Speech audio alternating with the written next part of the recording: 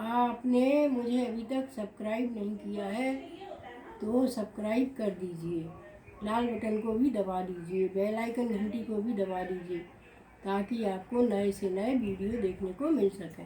हो सके तो कहानियों को अधिक से अधिक शेयर भी कर दिया करिए। आशी, आपको मौसी की कहानी सुनाऊं क्या? हाँ। एक सेठ जी थे, उनके 2 बेटे थे और एक बेटी थी। बहुत पैसे वाले थे। अचानक क्या हुआ कि उनकी पत्नी बीमार हुई और उनका देहांत हो गया। अब उनके बच्चे बहुत छोटे छोटे थे तो सेठ जी परेशान रहने लगे। तो एक दूर की उनकी साली थी, वो विधवा थी। उन्हें मालूम चला कि बच्चे छोटे छोटे हैं तो वो अपने जिया जी के यहाँ आकर रहने लगी और बच्चों की देखभाल करने लगी। बहुत अच्छी मौसी थी वो, अपने बच्चों को बहुत प्यार करती थी और बच्चों को उनने बड़ा कर लिया। बड़ा हो करने के बाद इतने बड़े बड़े बच्चे हो गए उनके कि उनकी सबकी शादी हो गई। दोनों बेटों की शादी हो गई और बेटी शादी के लायक हो गई। अचानक मौसी को बुखार आया और मौसी भी ख़त्म हो गई।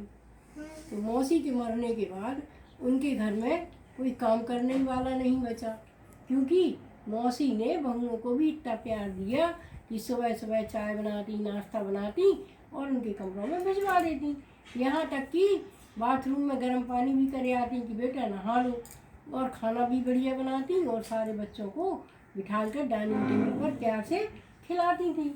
उन्होंने अपने बच्चों और बहुओं में कोई अंतर ही नहीं माना और बहुओं को भी जैसे वो लड़कों को रखती थी प्यार से वैसे ही रखने लगी। लेकिन मौसी के मरते ही उनके घर की दुर्दशा ही बदल गई। दोनों बहुएं आपस में लड़ाई करती। वो कहती आप चाय बना के ले आओ, वो कहती आप चाय बना के ले आओ, वो कहती आप नाश्ता बनाओ, वो कहती आप नाश्ता कब बनाओ। दोनों बहुएं लड़ने लगी। उनके घर भूखों मरने की नौबत आ गई। सामान सब रखा होने के बावजूद भी बहुएं खाना नहीं बना पाती थीं। अब मौसी तो मरकर भूत बनी। उसने देखा कि अरे, क्योंकि वो अपने बच्चों को बड़ा प्यार करती थी इसलिए वो उस घर को भी छोड़ के नहीं जा सकी। तो उन्होंने कहा अरे, हमने अपनी बहुओं को अच्छी शिक्षा नहीं दे पाई, हमारी बहुएं तो हमारे घर में परेशान हो रही हैं।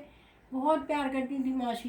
तो मासी ने क्या किया कि राजस्थान का लहंगा पहन लिया है और बुंदेलखंड की बड़ी सी बिंदी लगा ली और क्या कहलाते हैं, खूब बड़ी सी बिंदी लगा ली और चेहरे पर घूंघट डाल लिया और आ गई और कहने लगी कि मैं मासी मैं राजस्थान से आई हूँ, मुझसे कोई काम करवा लो।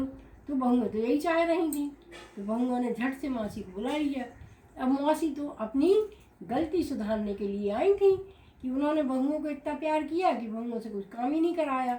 अब मौसी सुबह से उठती और चाय बनाती और आवाज़ लगाती बेटा अपनी अपनी चाय ले जाओ।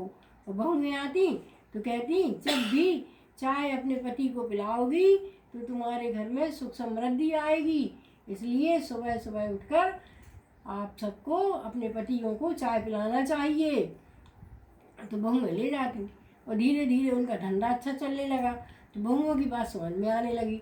तो बहुओं ने मौसी से कहा कि मौसी आप बना के देती हैं तब मैं देती हूँ, तो हमारे घर में इतना अच्छा बिजनेस चलने लगा, अगर हम लोग बनाएंगे तो क्या होगा।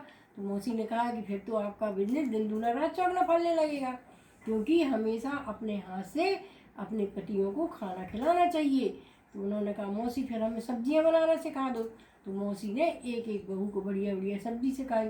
किसी को पनीर की सब्ज़ी बनाना सिखा दिया, किसी को अंडे बनाना सिखा दिए, किसी को आमलेट बनाना सिखा दिया। अब जो उनकी वो बेटी थी ना, बेटी की भी शादी होना थी है। तो बहू ने उन्होंने कहा कि वाह, जब भाभियाँ अपने अपने पतियों के लिए खाना सीख रही हैं तो मैं क्यों नहीं सीख सकती। तो सबसे पहले बेटी पहुंच जाती और किचन में जाके सबको चाय बनाती और मासी से कहती मासी मुझे खाना सिखा दो। तो मासी ने उसे पोहे बनाना है, अच्छे बढ़िया चाउमीन बनाना है, सारे व्यंजन सिखा दिए। इस तरह से सब सारी बहुएं मिल मिलकर खाना बनाने लगीं और सबको ये रहता था कि हमारे पति का धंधा अच्छा चले। तो सारी बहुएं जल्दी जल्दी उठ के और जल्दी जल्दी खाना बनाती और मासी सबकी डाइनिंग टेबल पर बैठ के खूब तारीफ करती है। सेठ जी से कहती देखो सेठ जी, ये तुम्हारी बड़ी बहू गीता ने बनाया है, ये देखो छोटी बहू मीरा ने बनाया है, इससे खाइए कितना टेस्टी टेस्टी खाना बनाया है। तो सब बहुएं उठ के काम करने लगी और उनकी दिनचर्या सही हो गई। तो मौसी 1 आध साल रहीं और उसके बाद मौसी ने कहा कि बेटा अब हम अपने घर को जा रहे हैं, हमारे बच्चे हमें याद कर रहे हैं। तो मौसी को सबने भरपूर आंसुओं से रोते हुए मौसी को विदा किया। तो हमें बच्चों को प्यार तो करना चाहिए, लेकिन उनको बिगाड़ना नहीं चाहिए, है ना। इस कहानी से हमें यही शिक्षा मिलती है।